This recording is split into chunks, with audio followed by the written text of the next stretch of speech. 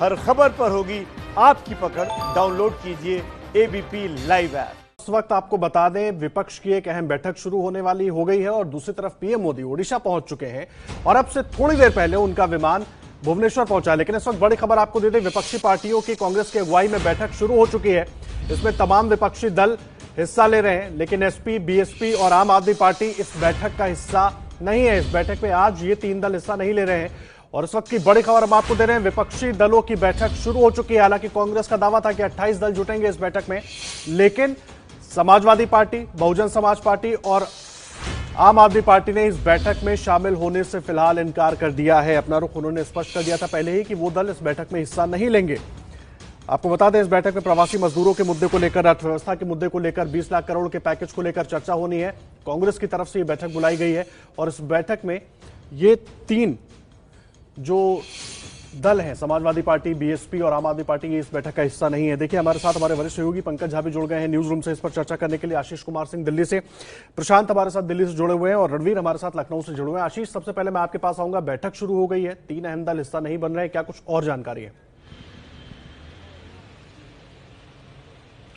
जी हाँ, जो ताज़ा जानकारी है, पहले मैं आपको बता दूं कि इस बैठक में सोनिया गांधी के साथ राहुल गांधी शामिल हैं। इसके अलावा एनसीपी अध्यक्ष शरद पवार हैं, उद्धव ठाकरे महाराष्ट्र के मुख्यमंत्री हैं, तेजस्वी यादव हैं बिहार से, सीपीएम के जनरल सेक्रेटरी सीताराम येचुरी हैं, नेशनल कॉन्फ्रेंस से उमर अब्दुल्ला हैं, हेमंत सोरेन है। ये सभी जो ताज़ा जानकारी है मुझे मिली है कि सभी लीडर्स ने via video conference Mrs Gandhi को ज्वाइन कर लिया है। 2 मिनट का पहले मौन रखा है इन सभी नेताओं ने, ऑपोजिशन के, जो बंगाल और उड़ीसा में लोगों की जाने गई हैं चक्रवाती तूफान की वजह से। और उसके बाद सोनिया गांधी का ओपनिंग रिमार्क शुरू हुआ है और जो इसका मुख्य मकसद है, आदर्श सभी को पता है कि इस कोविड-19 को से निपटने में जो भी रणनीति केंद्र सरकार ने बनाई है, मुझे लगता है मुख्यतः मोदी सरकार को घेरने की ही आपको उभर के आएगी रणनीति जो सामने देखने को मिलेगी जब ये बैठक खत्म होगी। लगभग 2 से 3 घंटे ये बैठक चल सकती है। लेकिन मैंने आपको जैसा बताया, ये सही है कि सपा और बसपा इसमें शामिल नहीं है, आम आदमी पार्टी शामिल नहीं है, लेकिन वो तमाम बड़े नेता जिनका मैंने आपको नाम लिया है वो इस बैठक में शामिल हो चुके हैं। जी, आशीष आप रहे हैं हमारे साथ। रणवीर लखनऊ से जुड़े हुए हैं। रणवीर, मुझे एक बात बताइए, समाजवादी पार्टी और बहुजन समाज पार्टी शामिल नहीं हो रहे हैं इस बैठक में, वजह क्या है? उत्तर प्रदेश की राजनीति को देखते हुए, वहां के राजनीतिक समीकरणों को भविष्य के हिसाब से देखते हुए, क्योंकि पहले भी नुकसान उठा चुके हैं? जाहिर है उत्तर प्रदेश की राजनीति को देखते हुए ही ये फैसला हुआ है, क्योंकि समाजवादी पार्टी और बहुजन समाज पार्टी ये दोनों यूपी की राजनीति करती है मुख्यतः, और इस वक्त कांग्रेस चौथे नंबर की पार्टी है और मुख्य विपक्षी पार्टी समाजवादी पार्टी है।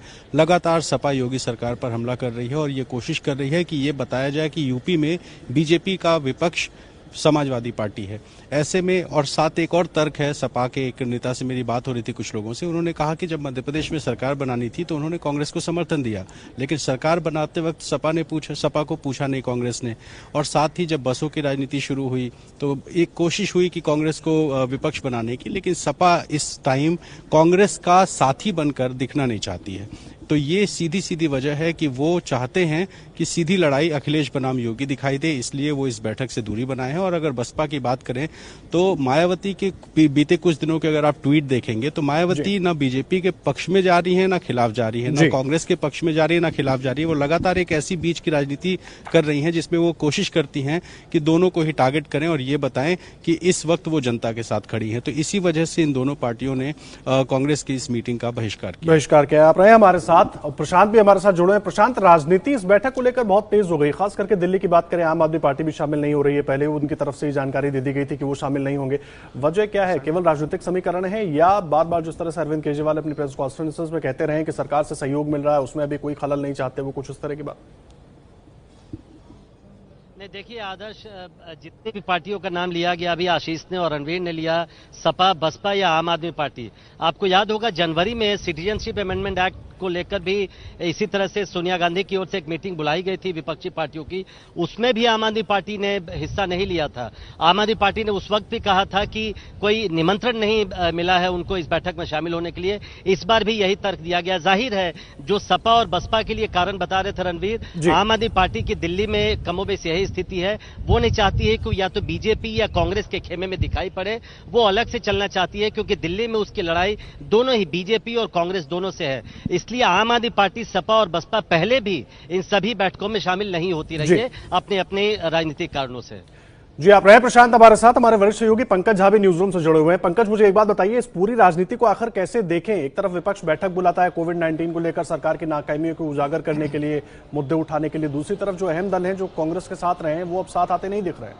लेकिन इसमें एक अलग तरीके से भी आप देख सकते हैं, लोकल राजनीति के कारण भले ही एसपी और बीएसपी कांग्रेस की इस बैठक में नहीं जा रही है, लेकिन अगर आप देखिए इसी लोकल राजनीति के होने के बावजूद ममता बनर्जी ने इस बैठक में होने की सहमति दी है। हालांकि ज्यादा जानकारी मिलने तक वो जुड़ नहीं पाई है, लेकिन थोड़ी देर में कनेक्ट हो जाएंगी वो सोनिया गांधी से।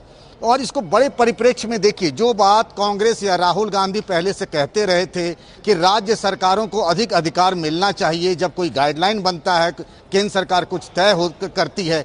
पिछली बार जब गाइडलाइन बना तो उसमें आप देखिए किस तरीके से राज्य सरकारों को कुछ छूट दी गई। महाराष्ट्र ने कुछ मांग रखी थी, पंजाब ने कुछ मांग रखी थी, उन सीईओ की नहीं सुनी जाती थी। बहुत सारी चीजें मसले हैं कि पहली बार विपक्ष में इतनी सारी पार्टियां एक साथ बैठकर इस महामारी की समस्या से निपटने पर और मोदी सरकार के खामियों पर अगर बात कर रही है तो इसे भी अब सफलता ही मानिए कि एक साथ कम से कम बैठ के विचार विमर्श तो कर रहे हैं। जी, बिल्कुल सफलता माननी चाहिए, एक साथ बैठकर विचार विमर्श तो कर रहे हैं। पंकज, आप रहे हमारे साथ, आशीष भी लगातार जुड़े हुए हैं। आशीष, मुझे एक बात बताइए, किस तरीके से घेरने की कोशिश होगी सरकार को? अंदर से कुछ जानकारी मिल पाई अब तक? सोनिया गांधी की तरफ से क्या कुछ कहा गया? देखिए, ताज़ा विवाद मुझे लगता है हाईलाइट ज़रूर होगा। आदर्श, जो बसों को लेकर के टकराव हुआ है उत्तर प्रदेश में, योगी सरकार जो कि भारतीय जनता पार्टी की सरकार है, मुझे लगता है कि उसके इर्द गिर्द कांग्रेस पार्टी अपनी तरफ से घेरने की कोशिश करेगी कि कहीं ना कहीं रणनीतिक स्तर पर केंद्र सरकार और भारतीय जनता पार्टी की तरफ से कांग्रेस पार्टी को वो साथ नहीं मिल रहा है जिस साथ की अपेक्षा है। अर्थव्यवस्था की अगर हम बात करें तो आप देखिए, लगातार राहुल गांधी ने जो 3 अभी तक प्रेस कॉन्फ्रेंसेस की हैं, नेशनल प्रेस के साथ और रीजनल प्रेस के साथ, उसमें उन्होंने सीधा हमला ये किया और आरोप लगाया मोदी सरकार पर कि आपने हार्ड कैश आम जनता तक, गरीब मजदूरों तक नहीं पहुंचाया। तो मुझे लगता है कि ये वो चंद चीजें होंगी जिसके आधार पर समूचे विपक्ष को साथ में लेकर के आगे चलकर मोदी सरकार को घेरने की कोशिश की जाएगी। अंदर से जानकारी मिल पाई है क्या कुछ कहा गया है सोनिया गांधी की तरफ से अभी तक? देखिए, मैं आपको इससे भी ज्यादा दिलचस्प जानकारी ये दे देता हूं कि सपा और बसपा जिसका जिक्र रणवीर कर रहे थे वो क्यों नहीं है। मैं आपको बताता हूं कि कुछ दिनों पहले, कम से कम 6-7 दिन पहले, इस बात की कोशिश चल रही थी कि आज की जो ये वीडियो कॉन्फ्रेंस है आदर्श, उसको शरद पवार के नेतृत्व में किया जाए ताकि सपा, बसपा, आम आदमी पार्टी भी शामिल हो सके। लेकिन ऐसा नहीं हो सका क्योंकि कांग्रेस पार्टी चाहती थी कि उनके नेतृत्व में हो। तो ये एक बड़ी वजह बनी जिसकी वजह से ये 3 प्रमुख पार्टियां इसमें शामिल नहीं हुई हैं। रही बात किन मुद्दों पर वो मोदी सरकार को घेरते हैं, मुझे लगता है थोड़ा और हम इंतजार करें तो और स्पष्ट तौर पर साबित हो जाएगा कि किन मुद्दों पर मुखर तरीके से मोदी सरकार को अकाउंटेबल ठहराने की कोशिश इस विपक्ष की बैठक में होगा। लेकिन कम से कम मुझे ये बिल्कुल स्पष्ट है कि मोदी सरकार को घेरने की ही ये कवायद है। बिल्कुल घेरने की कवायद है। आशीष, आप रहे हमारे साथ। पंकज झा लगातार जुड़े हुए हैं। पंकज, मुझे एक बात बताइए, इसको बड़े परिप्रेक्ष्य में देखा जाना चाहिए जिस तरह से आपने उसको डिस्क्राइब किया था, लेकिन मेरा सवाल यह है, विपक्ष को कई मौकों पर एकजुट होते हमने देखा है और उसके बाद फिर अचानक बिखराव भी नजर आ जाता है। तो क्या एकजुटता बरकरार रख पाने में समर्थ है विपक्ष अपने? देखिए, राज्य स्तर पर सबके अपने अलग अलग समीकरण है। आम आदमी पार्टी को इस बैठक में बुलाया नहीं गया। सपा की अलग डिमांड रही है, बसपा का था कि कांग्रेस की दादागिरी उनकी पसंद नहीं है। लेकिन फिर भी अगर वो महाराष्ट्र में अगर मिलीजुली सरकार चल रही है और पश्चिम बंगाल में अगर ममता बनर्जी की सरकार है, ये सब मिल बैठ के आपको बीच में रोक रहा हूं, इस वक्त बड़ी खबर देते हैं। देखिए, कांग्रेस की तरफ से ट्वीट किया गया इस बैठक को लेकर जिसमें यह बताया गया है कि अर्थव्यवस्था के बुरे हालात पर चर्चा हो रही है। तमाम दल जो इस बैठक में जुटे हैं वो देश की अर्थव्यवस्था को लेकर चर्चा कर रहे हैं। जिस बुरे दौर से देश की अर्थव्यवस्था गुजर रही है इस कोरोना संकट काल में, उस पर चर्चा हो रही है। पंकज, लगातार मुद्दों की बात हम लोग कर रहे थे, अर्थव्यवस्था को लेकर चर्चा हो रही है और शायद बहुत अहम सवाल निकल कर आने वाले हैं इसमें से।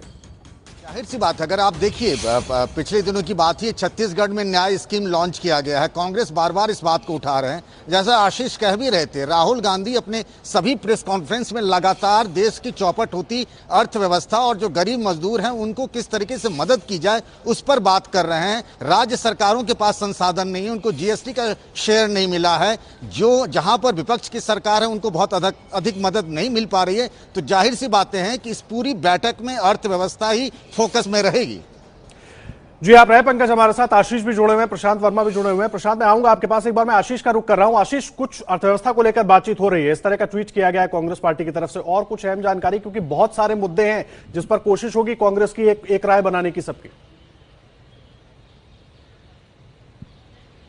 देखिए, आज ही आरबीआई ने आरबीआई गवर्नर की तरफ से इलेबोरेट प्रेस कॉन्फ्रेंस की गई है, जिसमें तमाम तरीके के जो मेजर्स हैं वो केंद्र सरकार की तरफ से ऐलान किए गए हैं। जैसे खुद अभी पंकज जी भी जिक्र कर रहे थे कि आर्थिक मोर्चे पर घेरने की कोशिश चल रही है। आदर्श, आपने देखा, जिसका जिक्र मैं कर रहा था कि राहुल गांधी ने इस इशू को उठाया था कि आखिर इतने बड़े बड़े ऐलान कर दिए गए, कई चरणों में प्रधानमंत्री के अनाउंसमेंट के बाद वित्त मंत्री ने इलेबोरेट किया कि किस तरह से लोगों तक जो राहत पैकेज है उसका फायदा पहुंचाया जाएगा, लेकिन कहीं भी इस बात का ऐलान नहीं हुआ कि आखिर आप आम आदमी और गरीब मजदूरों के पास हार्ड कैश कैसे पहुंचाएंगे। आप तमाम तरीके की बेनिफिट्स की बात कर रहे हैं और मुझे लगता है कि आज राहुल गांधी भी इस वीडियो कॉन्फ्रेंस में जुड़े हैं।